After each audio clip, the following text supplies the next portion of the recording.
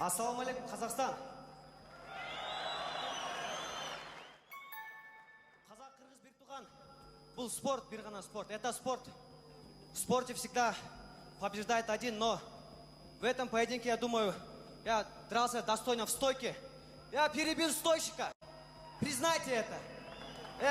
Я принял бой короткому дуэль. Короткое. У меня был 10 дней под... Нурбек ага, я показал,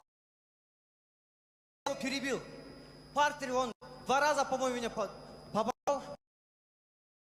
Или как работал. Он еще ударил. Колено ударил. Өзіңіз айтуда қазақ қырғыз бір туған.